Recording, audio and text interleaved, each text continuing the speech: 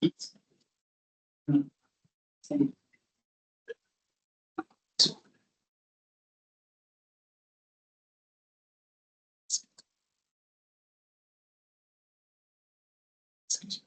dropping.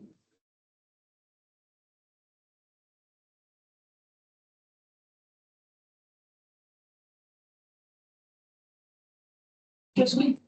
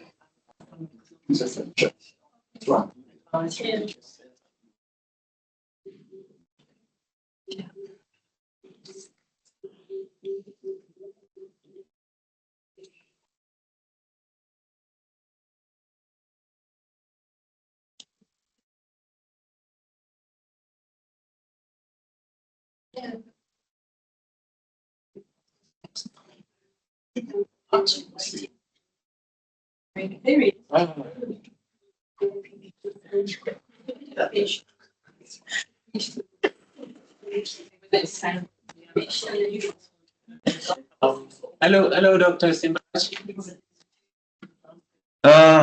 Afternoon, colleagues. Yes. How are you? Sorry, apologies. I was struggling with my laptop. It had to update. So it kept me waiting. We welcome you. I think we should just start. We are behind time now. Okay. Yes. Good afternoon, everyone. Those online, those in the room. I welcome you to the first session of the webinar series of 2026. And the title of our discussion is Eyes and Ears of Campus Civilians, Spy and Activism in Zimbabwe, Student Perceptions and Experience. And today, presenting for us will be Dr. Simbarashe, who I will introduce shortly. And then the discussant for today will be Dr. Pura, who is here in the room with us today. Dr. Simbarashe's introduction goes. Dr. Simbarashe is a social scientist working at the intersections of sociology and social anthropology and teaches at Plaatje University. Simbarashe is also a research associate at Stellenbosch University in the Department of Sociology and Social Anthropology. Simbarashe's research interest revolves around the overarching theme of youth subjectivities and their intricate connection with various aspects of everyday life, including politics, livelihoods, and transitions. This scholarly pursuits delve into the broader realms of the political expression of youth in the midst of enduring economic and political crisis. This research interests collectively contribute to an overarching theme of youth subjectivities and how these intersect in complex ways with various aspects of everyday life, such as politics, livelihoods, and transitions. Simbarashe is also interested in questions around informality, religiosity, displacement in youth, political expressions, in spaces of protracted economic political crisis. Simbarashe is an NRF-rated Y1 researcher. Before coming to SARChI-HEHD University, where he is currently teaching, Simbarashe taught at Great Zimbabwe University, where he was also a faculty research chairperson. Simbarashe is a recipient of the African Peace Building Network Fellowship 2021-22 by the Social Sciences Research Council, the African Humanities Program Fellowship from American Learned Societies, Carnegie Corporation in New York, USA. And the discussion for today, as I mentioned, is Dr. Kura. Dr. Kura Onemasungo is a postdoctoral fellow under the SARChI in Higher Education and Development Research Program, University of the Free State, South Africa. His research interests are in higher education, student well-being, and agency. Work explores using capability approach framework, students' perspectives and experiences for an account of the potential of student activism and leadership in the enhancement of student well-being agency through the formation of political capabilities and functionings for justice, a more robust democracy and change. Without wasting any more time, I would like to hand over to you, Dr. Simbarashe. But just ground rules for the engagement, please keep your mics mute until the question and answer session. People online, and then Dr. Simbarashe will have 30 minutes for your presentation, and then after that we'll have 15 minutes for the engagement presentation. Over to you. Yeah, thank you very much for the kind introduction and also for the invitation to present. This is part of my ongoing work, of course, that I started around I think 2014, 2015 thereabout. As a study on surveillance, it's something that's sometimes very interesting, but also a bit challenging. But of course, the initial work was not specifically on surveillance. My initial work, which was of course part of my PhD, was to look at student subjectivities, but also looking at how student politics and religiosity shaped students' everyday life on campus. So I'm not sure, my line was a bit unstable. So what I'm going to do is to turn off my camera, and then of course I'll turn it back on maybe when we do the discussion. So like what has been highlighted, my presentation today looks at state surveillance. Of course, it looks at state eyes and ears on campus, specifically looking at surveillance spying and how it's connected to student activism within one of Zimbabwe's universities. So I rely on students' experiences and interviews with those that have been targeted for this kind of surveillance, and those that have also experienced it, and try to look at how they've experienced it and how they perceive that that experience. So the presentation specifically looks at the spatialities and temporalities of state surveillance within Zimbabwe University campus, and it particularly discusses the ways in which the state surveillance is experienced and perceived by student political activists who have been subject to, but also targets of state surveillance. I'm particularly interested in how surveillance and spying by state agents both configures but also reconfigures student political subjectivities, everyday socialities on campus, but also the ways in which the university produces knowledge, that is, of course, teaching and research. So in trying to make sense of state surveillance within university spaces in Zimbabwe, I draw on the works of scholars such as Michel Foucault, especially his ideas around biopolitics, governmentality, but also surveillance.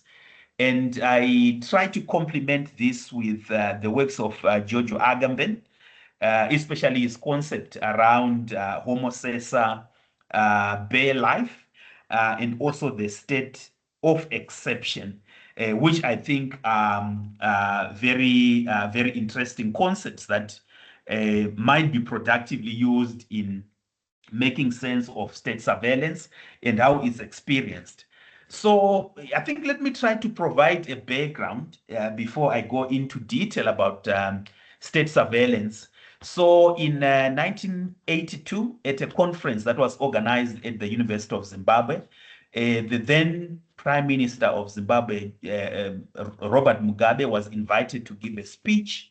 And in that speech, he made something that is very interesting, which I think is particularly fascinating for the work that I'm presenting today. And he highlighted, and I quote, that higher education is too important a business to be left entirely to deans, professors, lecturers, as well as university administrators. So this was immediately after independence in 1982, and it clearly signaled the ruling party's intention to control the university. So in this case, we see the intentions of the university to entrench itself in terms of the governance of the university. So this did not really take long to see the manifestations, the material manifestations of this kind of surveillance within the university space and interference within the University of Zimbabwe, more specifically. So in the same year of this particular conference, we saw the newly independent government repealing the Royal Charter, which was the charter that founded the university in 1955. Of course, the university was founded as the University College of Rhodesia and Nyasaland. And this charter had guaranteed academic freedom, university autonomy, but also allowed universities to appoint their own staff, starting from the vice chancellor, who was appointed by the university council, and also other senior academics within the university. So the Royal Charter was replaced by what was called the University of Zimbabwe Act of 1982. So with this University of Zimbabwe Act, it a raft of changes, which also signaled the intention of the ruling party to control the university, but also enabled the university to allow state security agents within the university spaces or the university campus. So with this University of Zimbabwe Act, the president was made the chancellor of all, of course, then it was the only university, but of course later on, until now, the chancellor is the president is the chancellor of all the state universities. It also centralized authority over the university, and that is the chancellor and the vice chancellor. It politicized the university in the sense that the chancellor and the president was now responsible for the appointment of the vice chancellors of the university. So that clearly shows political interference with regards to the appointments of senior administrators within the university. So all this is important in giving us a background as to how does a university allow state security agents, that is spies and informers within the university space. So in 1992, during a graduation ceremony, the increased interference of politicians with the university governance, as well as the increased deployment of state security agents within the university space, saw a very spectacular resignation of the university's first Black vice chancellor, Walter Kamba, who highlighted in this resignation letter that there are too many unprofessional fingers that are interfering with the running of the university. And therefore, he highlighted that he's tendering his resignation because of too many unprofessional fingers that are interfering with university business.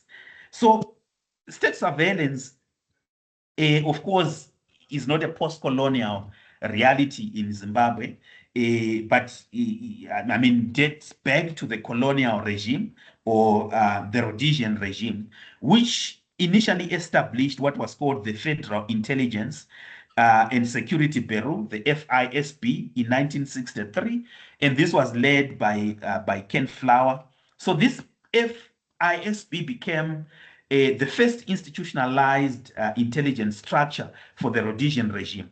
And as such, it became the precursor of what was then renamed the Central Intelligence Organization, which continued active vetting, spying, surveillance, and ultimately deportation of expatriate academics at the University College of Rhodesia and Nyasaland, especially those that were seen to be threatening to the status quo or perceived to be in support of African nationalism or African nationalist activists. So in this era, deportation of these expatriate academics became a tool by the colonial regime to silence dissenting voices within university spaces.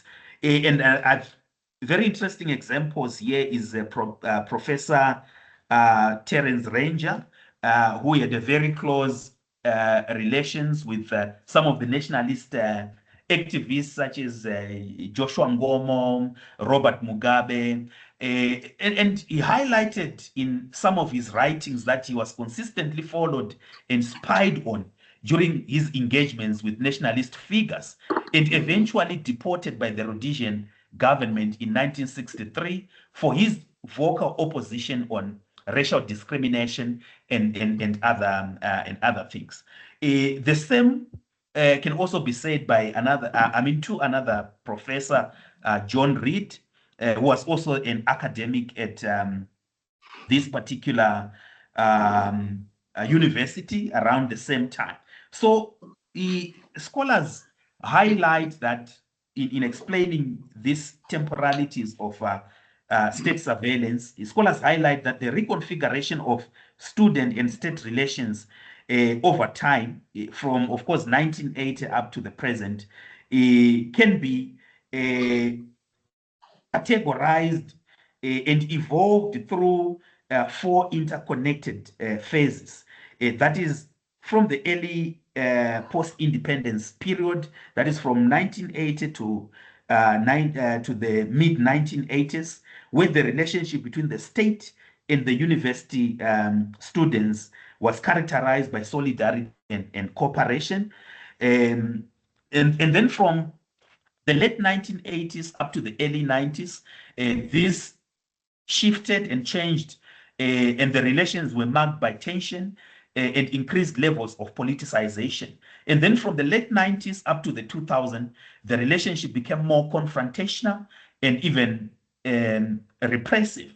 And then lastly, from the late 2000s up to date, there's been increased infiltration of student organizations and unions, and also state interference in student politics, which of course has resulted in the fragmentation of the student body, working under severe state surveillance and repression. So this temporal reconfiguration of student-state relations is critical in the ways in which it mediated the increased deployment of state security apparatus, including the CIO on campus, and similarly, the university governance structural changes, which enabled the deployment of state security agents. I think I highlighted when I started that most of the senior university appointments during this time became political appointments, especially when the Royal Charter was repealed and replaced with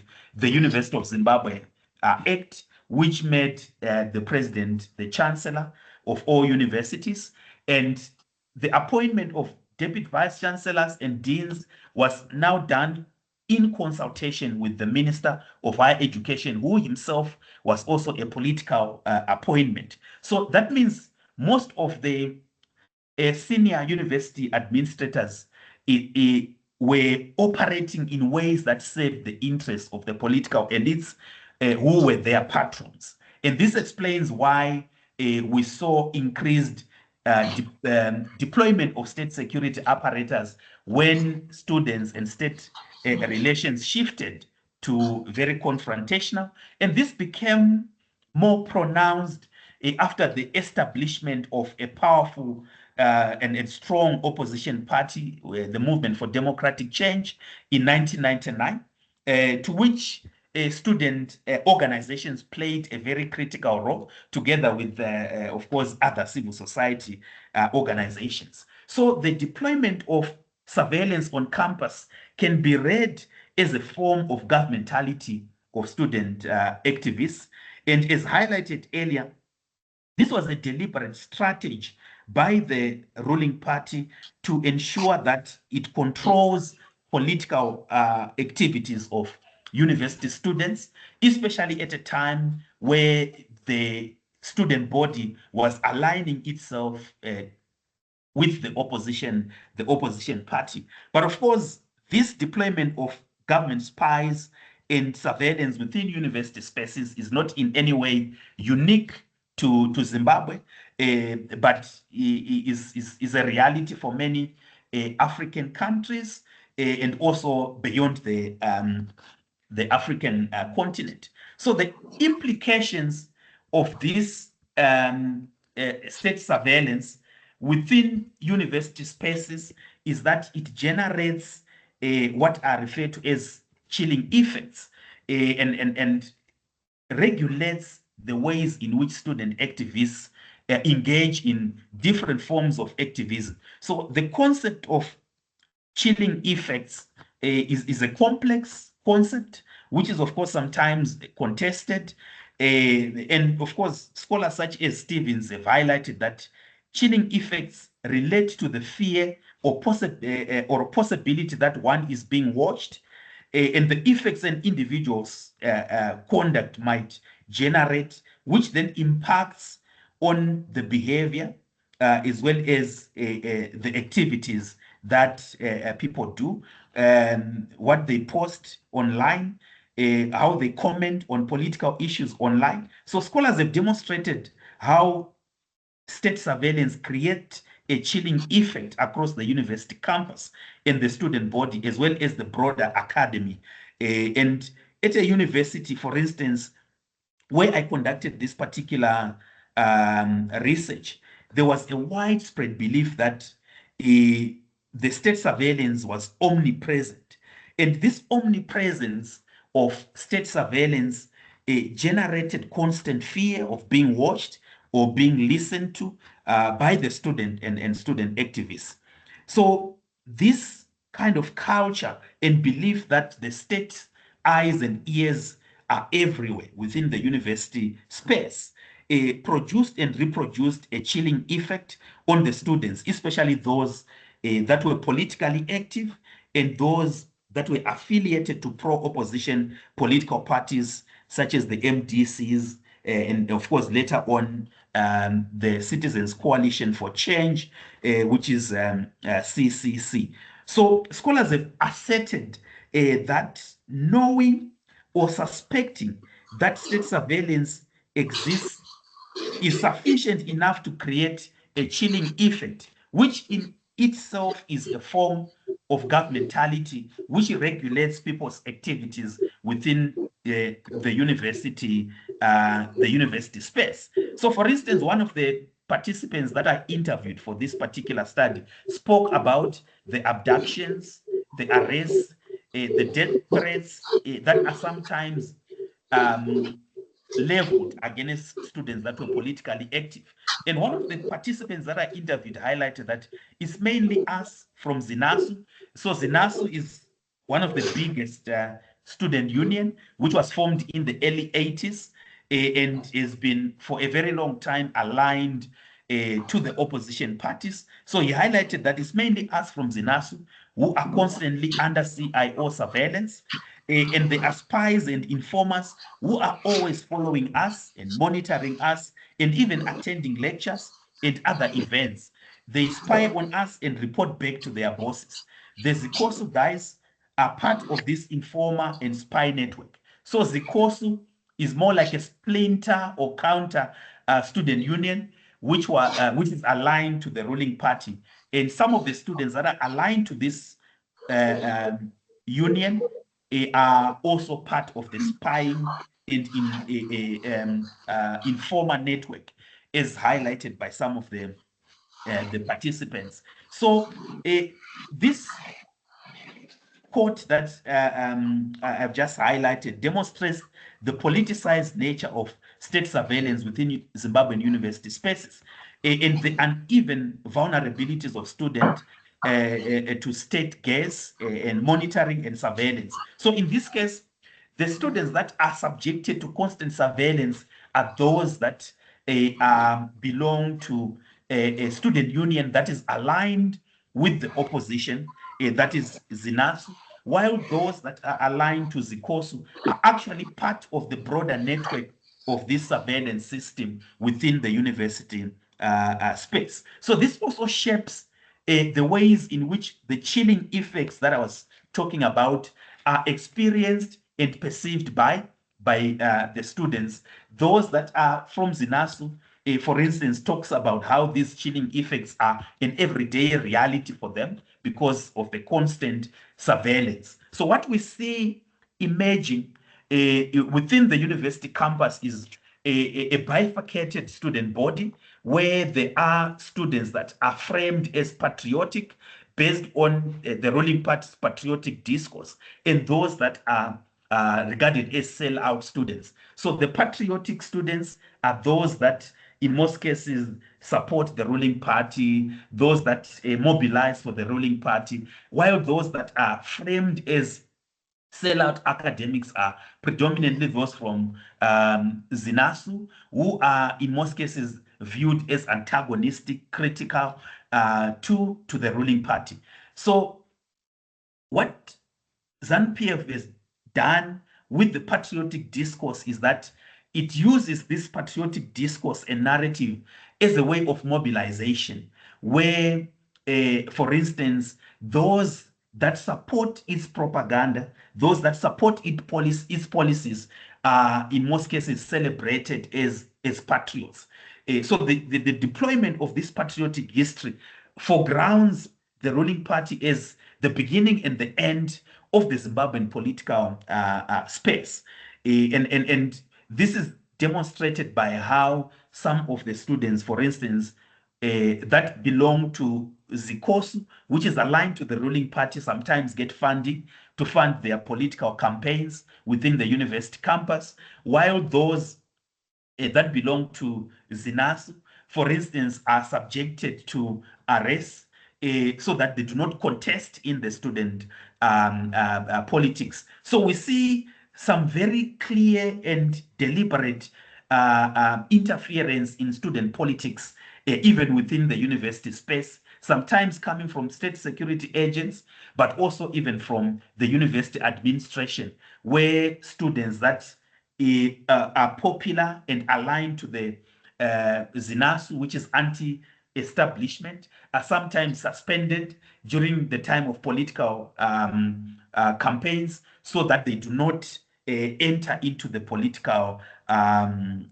elections. So this is a particularly interesting in showing how student politics intersect with national politics. And many of my participants have highlighted how sometimes they are intimidated or sometimes they are compelled to pull out of elections so that they allow the SRC president to come from ZIKOSU, which is aligned to the ruling party. So this relates to what Foucault might refer to as discipline and punishment. where those that are regarded as patriotic students in most cases are celebrated, while those that are referred to as sellouts are subjected to disciplinary measures as well as punishments, which includes, of course, suspension from the university, as well as sometimes expulsion from the university, especially when they organize protests within the university space. So one of the interesting narrative that emerged from my findings is the multi-layered nature of state surveillance within the university space and the various assemblages that are involved in state surveillance. So for instance, as you might know that in November 2017, the long-serving president Mugabe was removed through a military coup.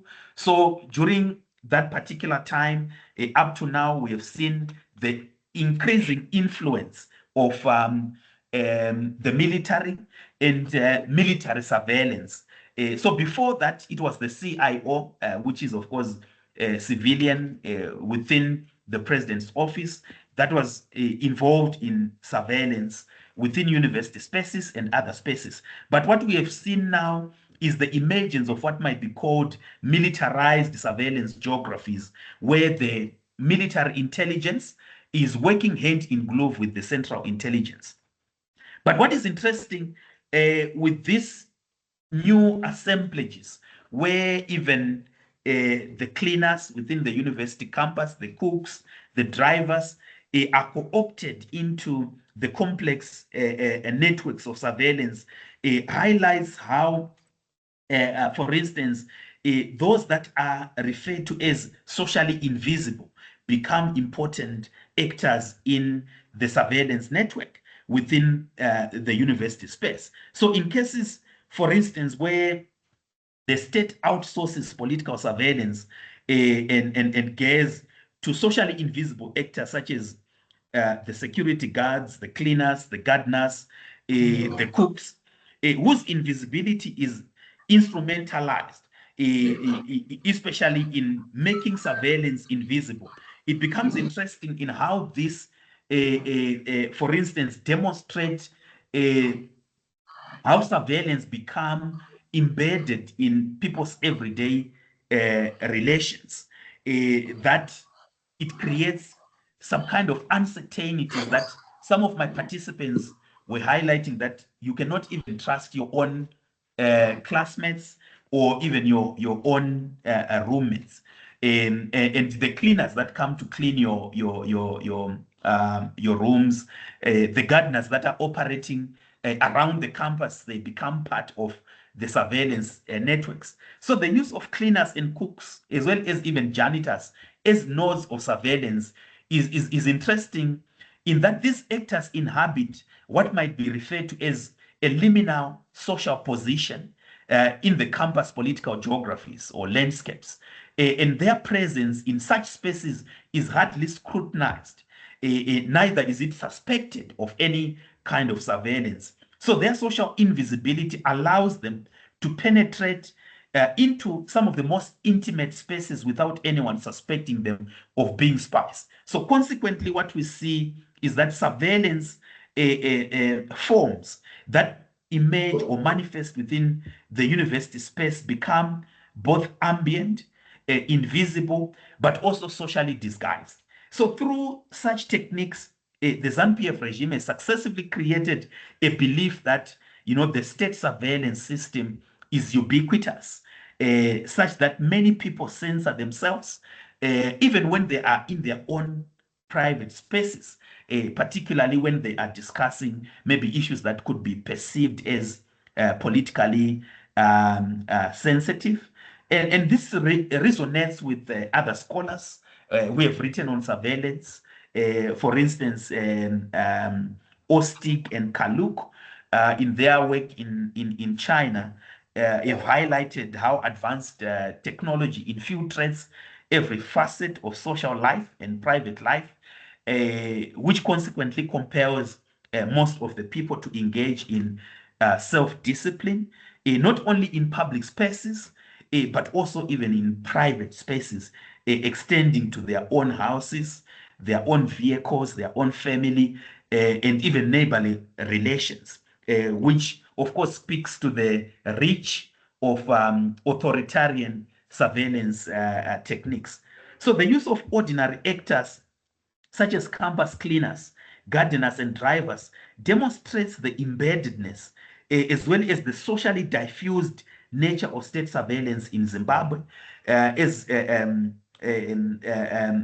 my findings highlight. I therefore argue that in Zimbabwe, the state sometimes co-opts everyday social roles and invisible labor to create an overt intelligence infrastructure that is deployed to regulate student political activist activities and potential threat within university spaces. It also shows that state surveillance can be diffused into everyday social roles and relationships. As such, my findings, therefore, extend the Foucauldian ideas around the panopticon or panopticism by highlighting that state surveillance is not merely centralized in infrastructural forms such as the panopticon, but instead might also be distributed through social bodies that are embedded in the mundane forms of everyday life. As one of my interlocutors spoke about how state surveillance has become infiltrated within some of the people that students hardly suspect. The last point that I want to make with state surveillance is the idea of factionalism, intra-political factionalism within the ruling party. And I think this has reconfigured our dominant understanding of state surveillance Sorry, Dr. Simbarashe. Your time is up, but I'll give you a minute to wrap up. Then. Okay. Yep. No, thank you very much. So I wanted to make the case for how factionalism within the ruling party reconfigured our dominant understanding of surveillance within university spaces, where in this case we see the emergence of a phenomenon that I call spies spying on spies. So it fragmented the student body, but also fragmented the bigger party, where a number of factions emerged in the ruling party.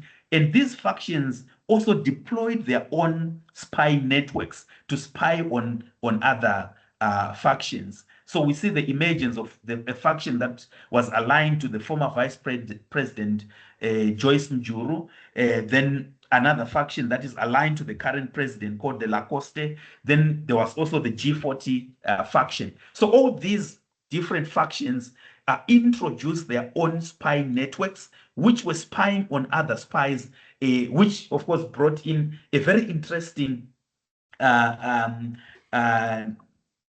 configuration of new forms of surveillance. So as a way of concluding, I highlight that surveillance disciplines not only the students, but also the academics within the university, but also the process through which knowledge is produced. And over time, the real and perceived surveillance becomes embodied and habituated.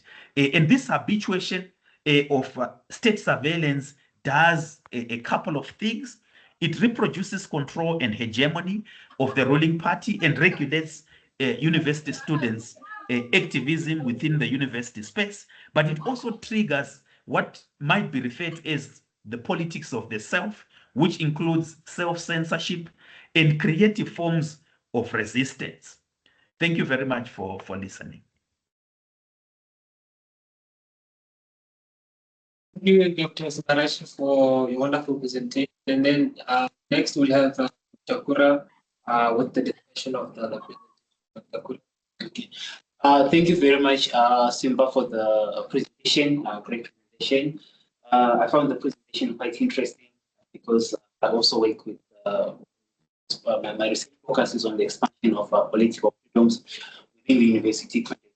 and I find it quite interesting. And when the topic of your presentation, which is surveillance, and the presentation actually reminded me of 1980 by George Orwell, which is an interesting book. And some of the points that some of the things that you're raising, they actually are found in the book. And then your use of concept of panopticon, which is also quite interesting. And I can say you have actually given a thorough, your presentation has actually given a thorough view and an overview of state surveillance in Zimbabwe. And you've also, the space of the paper, or I can say the paper of the presentation, is quite interesting, considering that you brought in the views, the perceptions, and experiences of the students who are a major or an important component of the university. So, as I said, the presentation is quite interesting.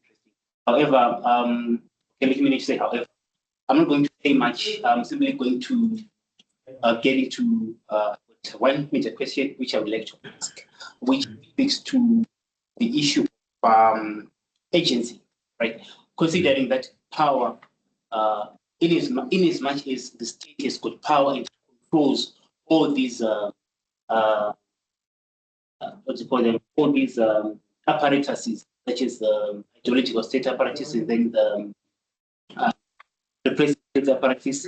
I wanted to find out whether you considered the element of agency on the part of the students themselves and how power is fluid, in as much as we say, okay, the state has got power, it has got power to conduct surveillance, it can monitor, it can silence, it can stifle the voices of students. Do you consider how students generate or come up with creative ways of countering state surveillance, and in what way or in what forms that takes place?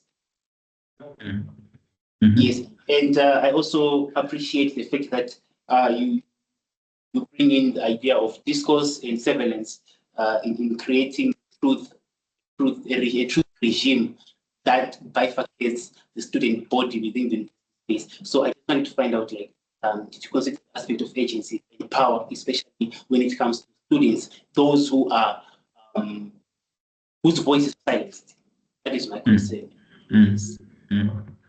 Yeah, thank you very much for such fascinating questions. Yeah, it's unfortunate that I wanted to send this paper early morning, the draft, very much raw, because I started working on the actual paper early last week, but also reconciling this with many other things. And actually, the last theme that I look at is on student agency and how the theme is actually navigating state surveillance, and where I discuss the ways in which students negotiate state surveillance. And I don't in any way try to portray students as passive victims of state surveillance, but actually highlight how students actually negotiate and circumvent some of the constraints that are posed by state surveillance. And what is actually interesting in some of the agency and how these agents manifest within university spaces is that sometimes it actually relies on the very same networks of spies and informers that is used to police, to monitor and regulate students' activist behavior. And in most cases, you see that what happens within the university campus is that those that are deployed as spies sometimes become friends with student activists to an extent that whenever there is anything that might be threatening to the lives of those that are well connected, they may even actually tip them off that you don't have to be on campus next week because of this and this. And as a result, that shows the sort of contradictions that we see where affect becomes important in mediating the ways in which some of these students navigate state surveillance, but also most interestingly, some of the ways in which these students negotiate state surveillance is through shifting from offline activism to online activism, where they can conceal their identities and then they mobilize students for protests or other forms of dissent online, where they can hide their own identities, in that they are not necessarily targeted. So definitely that's an important question, where students are not merely passive victims of state surveillance, but actually they devise multiple and creative ways of negotiating that surveillance, sometimes through very creative ways of resisting that surveillance, including self-censorship. And the argument that I try to make also is that actually silence and compliance should not actually be viewed as a demonstration of the effectiveness of state surveillance, but is actually deployed also as a form of everyday forms of resistance, where students censor what they do, the topics that they research on, and what they say in classes. So silence becomes a way of resistance. Self-censorship or technologies of the self become also part of resistance against state surveillance.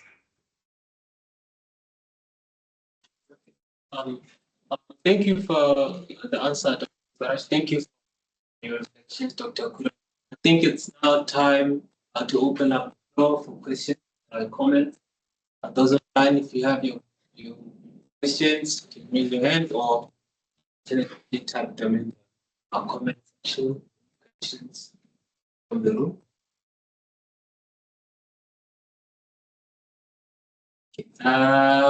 Okay, I can see your hand is up. Unmute yourself. All right. No, thank you very much, colleagues. Thank you, Doc, for that presentation.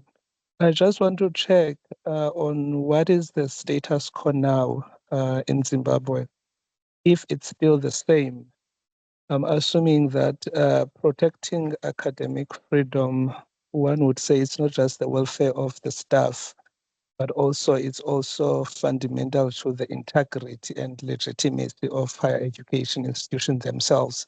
So if the status quo is still the same, what do you think would need to be done, not only by the country, but also other stakeholders or other countries? Because one would assume there is United Nations in higher education that maybe can try to influence how the country is doing things. I'm not sure also whether the policies or frameworks of the country are more into being hostile in a way. Thank you. Would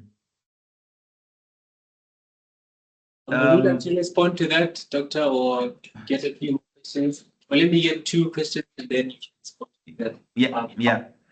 Yeah. I just have one question.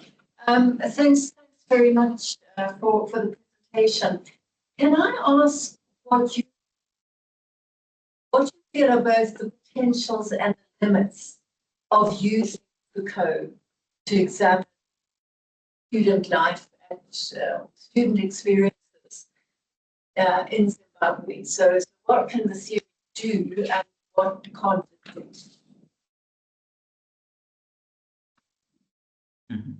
Yeah, I think the line is, I don't know, maybe it could be my line, but if I heard you correctly, you are saying what are the strengths and possible limits of using Foucault to make sense of state surveillance on campus, right? Yeah. Okay. Maybe let me start with that. And I try to emphasize in the paper that I try to sort of expand on Foucault's ideas around governmentality, around surveillance, and also biopolitics. So I find Foucault's work fascinating.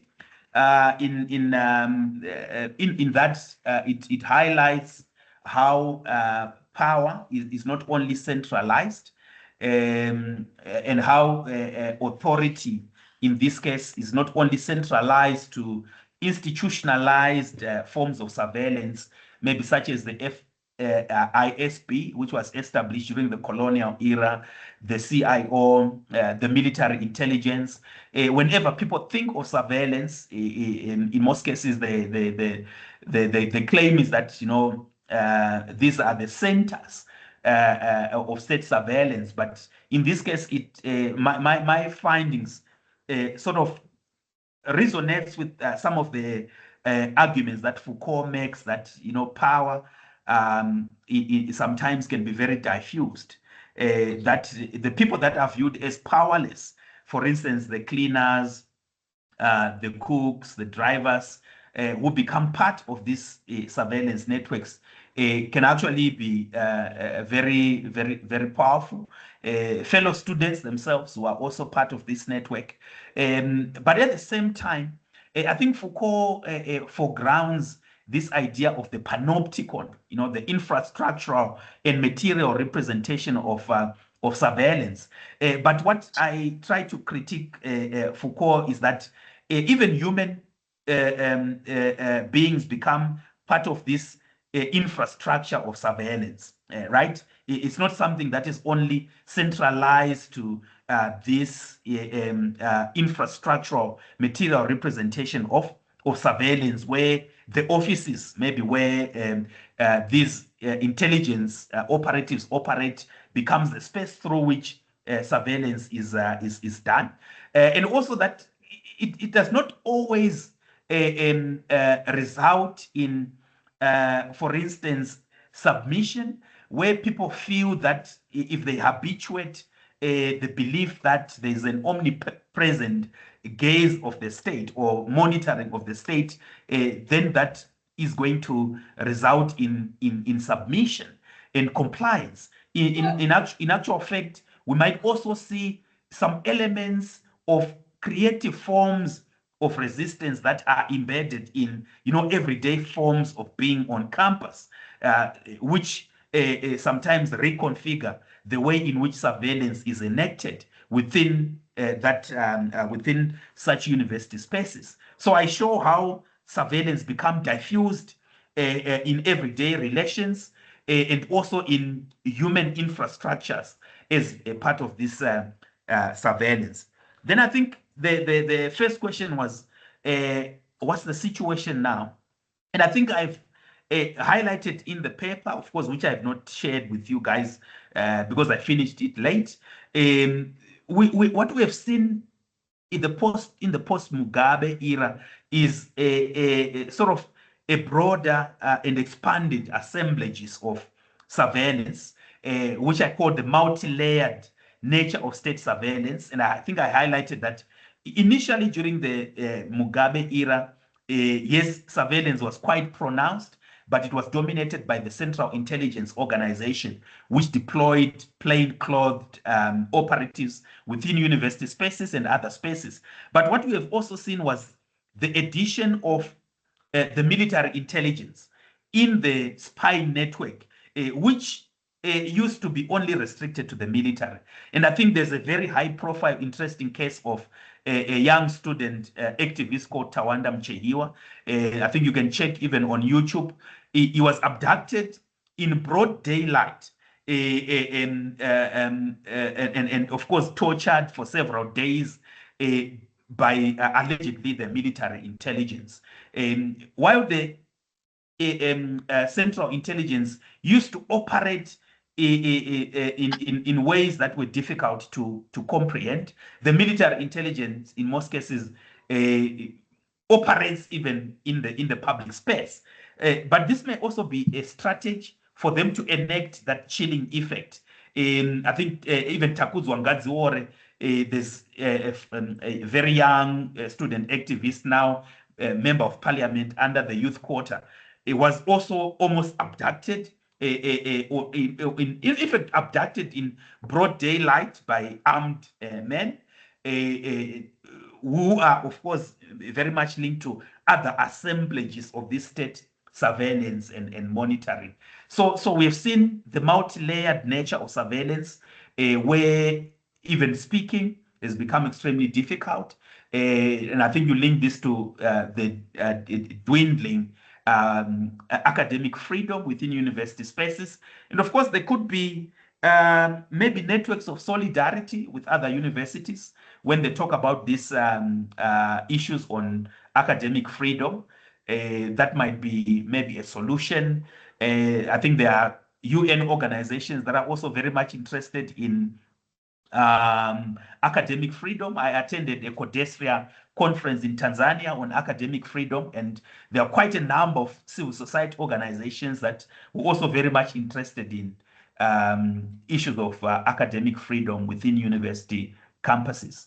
So I would say we've seen the increased erosion of this academic freedom, where it's extremely difficult for maybe academics and students to research on politically sensitive topics, and supervisors would probably tell their students that they need to look for topics that are less politically sensitive. Thank you, Dr. Simbarashe. I do not think we have questions because I think the meeting is about to end. Yeah, I think there was one. I think there was one online. Yeah, there was one online. Unfortunately, I think we don't have time for questions today. I think they will engage with you. I mean, emails and but for today, I think the end of our session. And thank you for your presentation. Thank you for your discussion. Yeah, thank you very much, colleagues, for your comments and suggestions. I think I would have done a better job if I had shared the paper in advance. But unfortunately, I started working on it very late. But I have a couple of other published material also on state surveillance, which I've worked on. Thank you. Thanks from us. Goodbye. Bye, everyone online. Thank you. Bye.